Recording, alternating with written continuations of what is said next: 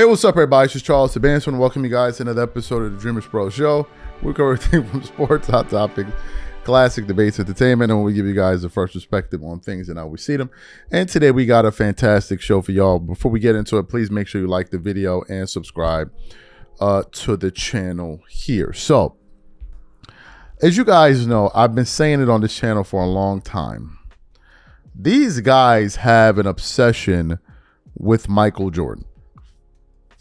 And by these guys, I'm talking about LeBron fans, LeBron himself, his pals, his movement. They're obsessed with Jordan because they always find a way to inject Jordan into whatever it is that they're doing or talking about. What am I referring to? So there was a clip that was going kind of viral on the internet where they were talking about, could Victor Wembanyama become the face of the NBA in the future, right? And the GOAT. And of course, it was Max Kellerman and Rich Paul that were talking about this. So Max is there talking about, well, I think Victor can be this and be that. And to be fair, some people thought that Victor had an opportunity to become the greatest player of all time when he came into the NBA. I think Chris Broussard said if his career turns out to be a Hakeem Olajuwon, it's a failure. Like, people have had a lot of high expectations for Victor coming into the league. So we already knew that.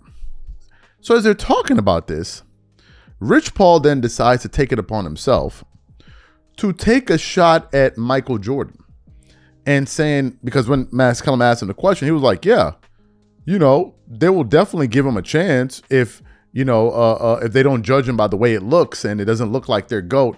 And I'm like, bro, you're turning this thing into you once again coming to the defense of LeBron James, when in reality, this conversation is not about LeBron. It's about Victor. So for those of you who didn't hear this sound, we're going to play the video for you now, and we're going to come back and continue on the show. Take a listen to what these guys had to say here. Like, decisively. However, when LeBron came around, that was the first time where I was looking at someone going, he has a chance. Let me see what happens.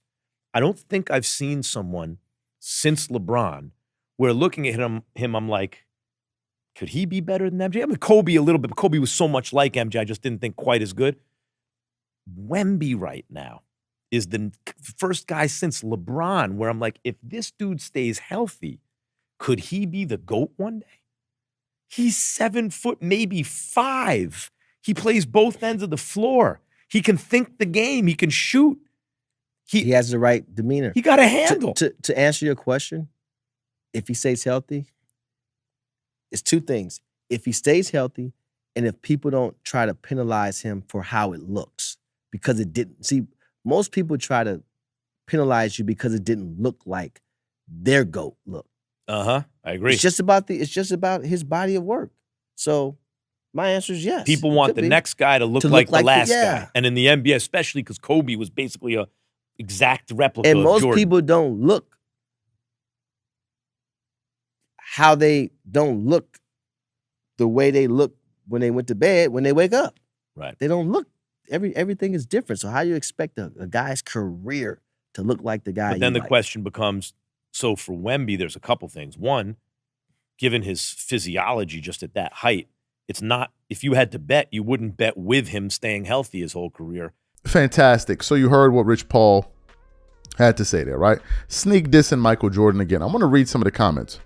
One person said, they never put big men in GOAT talks. Mr. Russell makes Jordan's 6 rings look like child's play, and very few in any discussion, discuss him with proper perspective. Another guy said, this is just badly camouflaged LeBron propaganda. Any topic covered circles back to making a point about his bestie and top client. Another guy said, they make everything about LeBron. People get what you're trying to say, Mr. Paul. And then some people just kept on calling him out more and more on the in the comments below. What are my thoughts about this? You can tell who's ahead. You can tell who's winning. If you're leading a race, you spend very little time worried about those behind you because you're leading. If you're behind, and trying to catch up, you're worried about everything that's in front of you. Jordan is just running his race from the front.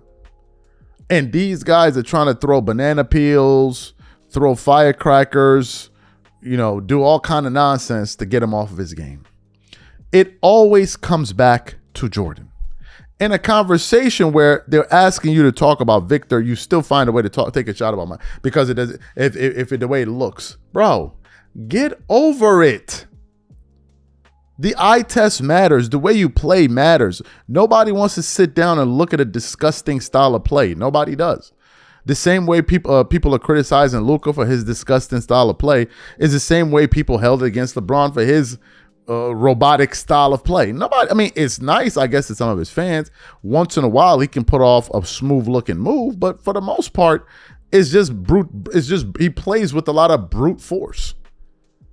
And sometimes people don't want to see that. Sometimes people prefer to look at something more visually appealing. I'm sorry.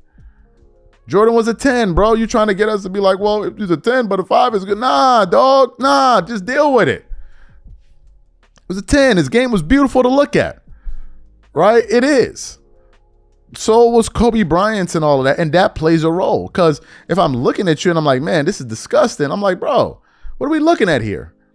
That also matters. How you make it look also matters, bro. And Victor Wembanyama, his game isn't necessarily ugly. I would say Victor is a bit he's a bit graceful. Sometimes he can kind of get off balance and it can look a little herky jerky at times, but other times Victor has a pretty good looking jump shot. He has some footwork. I think the thing that kind of makes him look a little herky jerky is the fact that he doesn't have enough rocks in his back pocket. So when he gets pushed off of his spots, it looks a little weird, right? It's like he's being thrown off balance. That looks weird. But Victor does have a nice looking game.